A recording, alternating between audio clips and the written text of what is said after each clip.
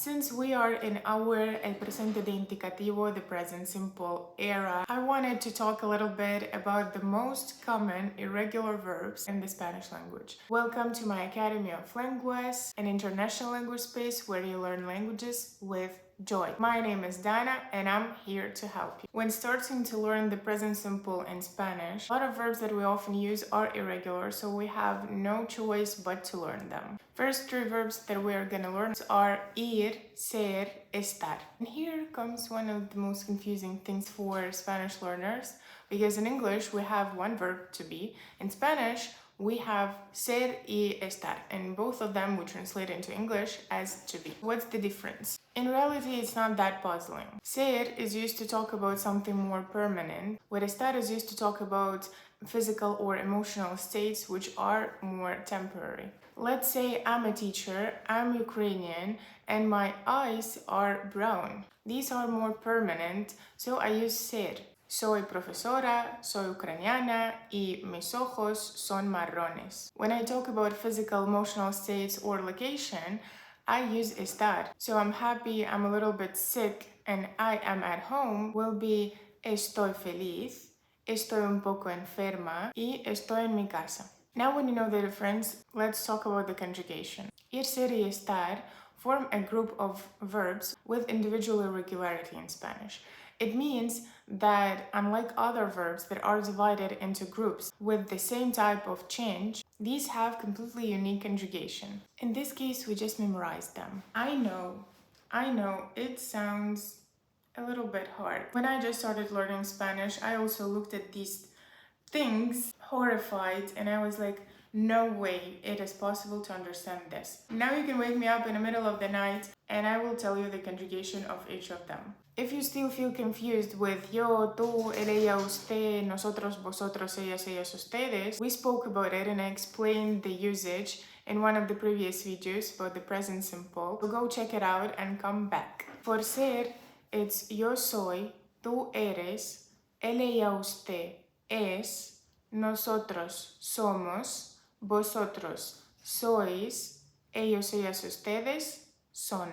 By the way, since in the Spanish language we have conjugation for each person, it's not necessary to use personal pronoun when we are talking. So I can say soy profesora and yo soy profesora. And both of the options are okay, because since soy is the form of yo, you already know that I'm talking about myself, right? For estar, the conjugation is quite similar to the rule, but we have acentos gráficos.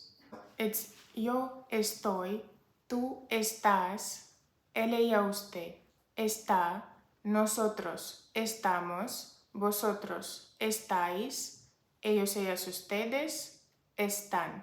Ir is to go. For ir, the conjugation is absolutely different. Yo voy, tú vas, él, ella, usted va, nosotros vamos, vosotros vais, ellos, ellas, ustedes van. As you can see, for yo, the conjugation is quite similar. So you have soy, voy, estoy. The ending is the same, and it's the complete opposite of the personal pronoun yo. Yo, hoy. Yo soy, voy, estoy. Same thing you can see in the conjugation of el verbo dar, which is to give. Yo doy.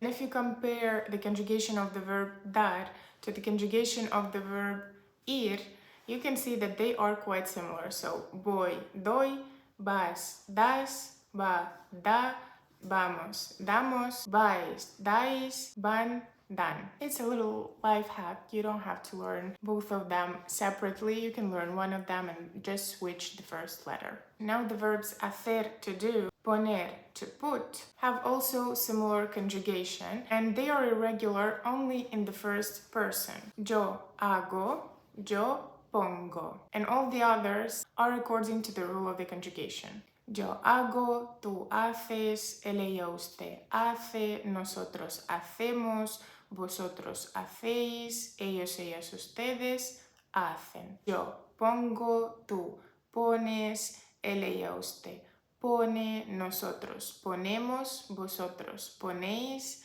ellos, ellas, ustedes ponen. The next two verbs are querer y pensar. Querer, to want, pensar, to think.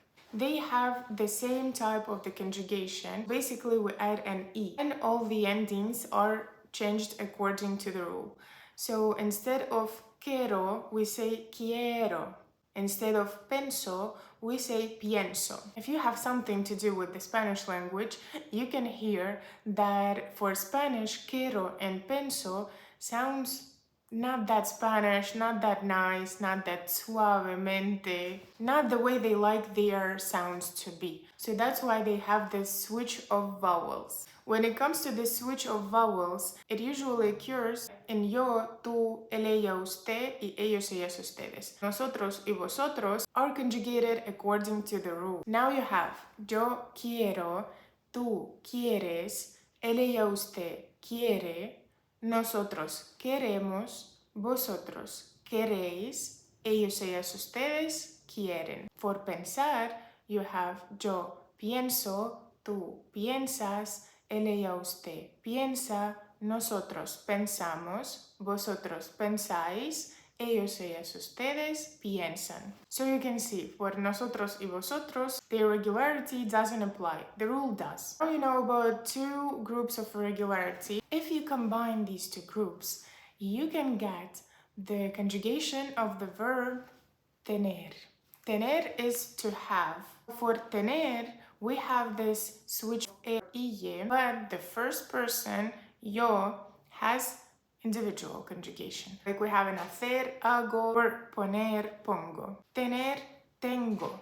Tú tienes, él, ella, usted tiene. Nosotros tenemos, we don't have the switch. Vosotros tenéis, same.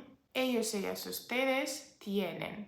Okay, we have 3 verbs left for today. I know it seems like a lot of information, but if you get the information, you put it into practice, you'll get it. I promise. And it's way easier than the conjugation of the French verbs. So if you are learning Spanish instead of French, you already won. Verbo poder is kind of can of the Spanish language. So if you want to say I can, you say yo puedo. As you can see, here we also have a vowel switch, o, ue. So it's not podo, which sounds strange for the Spanish language. It's puedo, which sounds better for the Spanish speakers, okay? Yo puedo, tú puedes, él, ella, usted puede, nosotros podemos, vosotros podéis, ellos, ellas, ustedes pueden. Verbo decir, to say, yo digo, tú dices, él, ella, usted dice, nosotros decimos. Here you have decimos, as you can see, because for nosotros y vosotros, the irregularity doesn't apply. Nosotros y vosotros, we conjugate according to the rule of the conjugation. Nosotros decimos, vosotros decís, ellos, ellas, ustedes dicen. I know. And let's go for one of the easiest to close this era. If you've seen the video with useful Spanish phrases, you already know the phrase no lo sé. No lo sé, no sé. How to conjugate Spanish verbs, no sé. What's the difference between ser y estar, no sé. How to conjugate irregular verbs, no sé. This is something you would have said before this video. After this video, you can start saying yo sé, because now you know. Verbo saber is to know, and it has only one strange thing, only one irregular form, which is for yo. Yo sé. All the other forms you conjugate according to the rule. Yo sé, tú sabes, él, ella, usted sabe, nosotros sabemos, vosotros sabéis, ellos, ellas, ustedes saben. Now, tú sabes about the irregular verbs. The only thing that you need is to practice a little bit, just to memorize the whole thing and create this system in your head. If you don't know how to practice, you have options. You can go and find some exercises on the internet. You can go and play some Duolingo or any other app. If you have a Spanish teacher, you can practice with them. And also you can join a speaking club with a native speaker where you can practice your Spanish. And if you don't know where to find something like this, we do have it. So contact us. That's it for today.